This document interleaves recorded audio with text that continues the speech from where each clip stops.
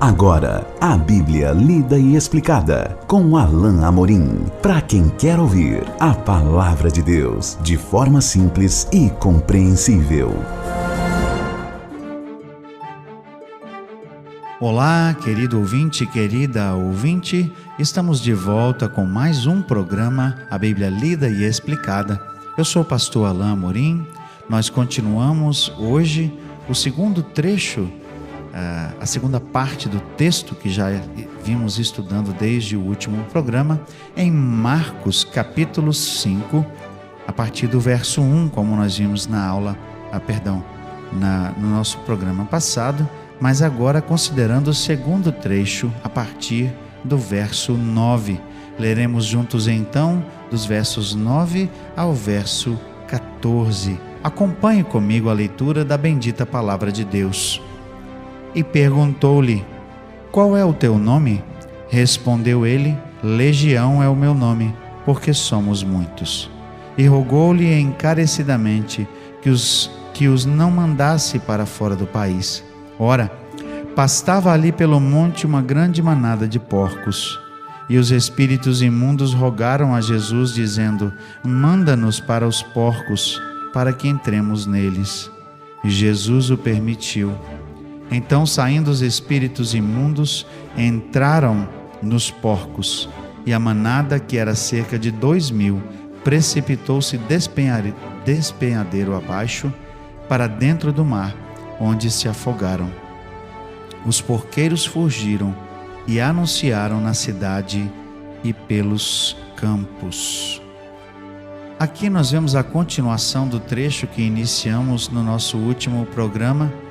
Já tínhamos antecipado que Jesus agiria por pura misericórdia, movido no seu íntimo por seu amor por aquele homem, por sua compaixão por aquele homem, que era relegado a viver sozinho, abandonado, solitário no meio dos sepulcros, certamente negligenciado pela sociedade que não o queria mais perto deles. Aqui, o demônio que está dentro dele, ou a legião, como ele se apresenta aqui, se ajoelha perante o Senhor, não por devoção, mas por submissão.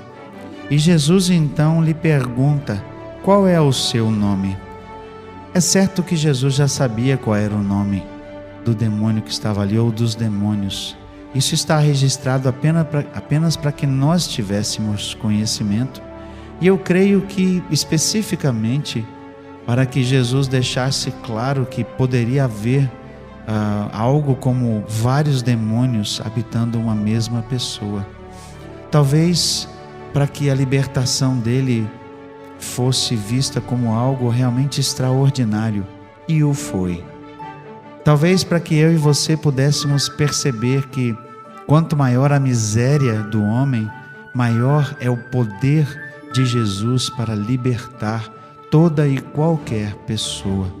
Você que está me ouvindo hoje, querido ouvinte, querido ouvinte, e que ainda não entregou a sua vida a Jesus, eu quero reafirmar para você, seja qual for a sua condição, seja o que for que você pensa que hoje te afasta de Deus, se você estiver pensando que você está numa situação tão difícil, tão improvável, ou talvez a sua situação moral seja tão complicada e você se ache alguém que esteja tão afastado de Deus que não pode mais ser alcançado, pois eu quero te apresentar esse homem que vivia no meio dos sepulcros, negligenciado, afastado da sociedade, esquecido, solitário, moribundo talvez, maltrapilho, sujo, imundo, e ainda por cima repleto de demônios dentro de si. Mas esse homem foi alvo da misericórdia, da compaixão de Jesus, que certamente o olhou e viu muito mais que um mero homem maltrapilho, mas alguém que merecia graça e misericórdia. Jesus então pergunta: qual é o teu nome? Para que nós pudéssemos saber que nele habitava uma legião, muitos demônios. Mas Jesus imediatamente ordena que aqueles espíritos saiam dele. Os espíritos, então, temerosos de que Jesus, aqui a expressão é o mandasse fora do país, é que os mandasse embora para longe e eles não pudessem mais agir como eles agiam na vida daquele homem. Certamente aqueles demônios se deleitavam em fazer aquele homem gritar dia e noite. Certamente aqueles demônios tinham essa alegria sórdida e mórbida de assustar as pessoas ao redor por meio daquele homem. E eles então perguntam a Jesus: estão ali os porcos, uma grande manada de porcos. E o verso 12 diz assim: os espíritos imundos rogaram a Jesus: manda-nos para os porcos, para que entremos neles.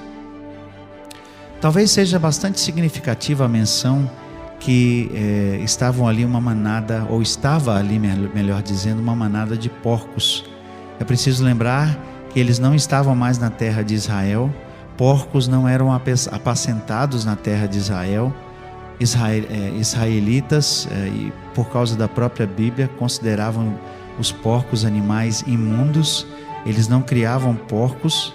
E na verdade também, e talvez a intenção de Jesus aqui seja dupla, porque muitas vezes os próprios judeus preconceituosos chamavam alguns gentios de porcos.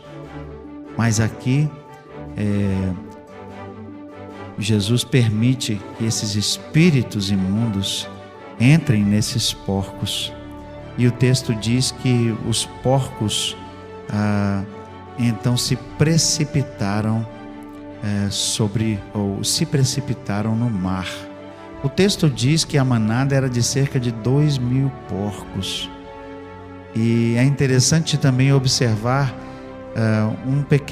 uma pequena frase aqui no início do verso 13: Jesus o permitiu. Somente Jesus tinha poder para isso. Somente Jesus tinha poder para expulsar o demônio ou a legião daquele homem, daquele corpo que estava sendo dominado pelo demônio, pelos demônios, por Satanás. Mas por ordem de Jesus e por permissão expressa de Jesus, aqueles demônios saem desse homem e entram nos porcos.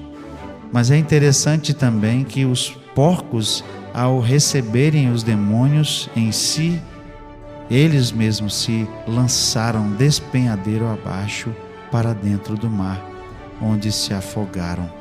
Nós não sabemos mais o destino desses demônios, mas nós sabemos que eles não mais entrariam naquele homem.